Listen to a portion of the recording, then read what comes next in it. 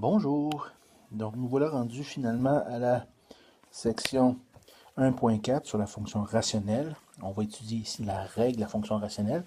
En partant, ce qui est important de savoir, c'est qu'il y a deux formes à la fonction rationnelle. Donc la première forme, c'est la forme générale. On écrit sous la forme générale. Donc la forme générale, c'est quoi?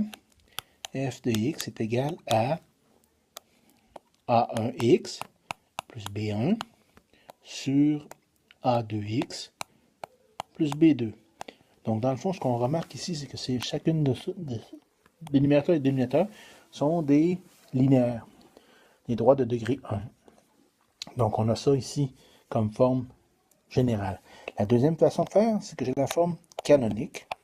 Quand je parle de la forme canonique, évidemment, on voit apparaître les paramètres A, B, H et K. Donc, c'est la forme A sur B, X moins H plus K. Ça, c'est la forme à 4 paramètres. J'ai également la forme à 3 paramètres, donc où j'ai A sur X moins H plus K. Donc ça, c'est à 3 paramètres. Donc, c'est quoi la différenciation entre les deux ou la différence entre les deux? Mais on va faire un exemple pour voir comment passer de l'un à l'autre.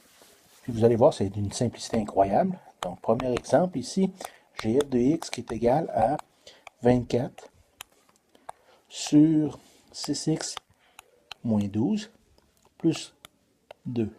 Ici, ce que j'ai 4 paramètres, pas vraiment 4 paramètres. J'ai une expression quelconque. Je vais la mettre en 4 paramètres pour plaisir. Donc, je vous rappelle en bas, le coefficient du x doit être 1. Ici, il est de 6. Donc, je vais faire une mise en évidence simple de 6. Il va me rester x moins 2 plus 2.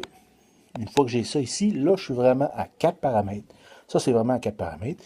Je vais l'envoyer à 3 paramètres. Comment est-ce que je le fais? Ben, j'ai 24 sur 6, c'est une fraction. Donc, j'envoie le b en haut avec le a. 24 sur 6 sur x moins 2 plus 2. Ben, 24 sur 6, c'est quoi? C'est 4 sur x moins 2 plus 2. Et voilà, je suis rendu avec 3 paramètres. Donc, le paramètre A, 4, le paramètre H, 2 et K, 2 également. Donc, c'est aussi simple que ça. Passage d'une forme à l'autre, c'est que je vais prendre mon B, je l'envoie avec mon A en haut, je regroupe le tout, ça devient mon nouveau A. Aussi simple que ça.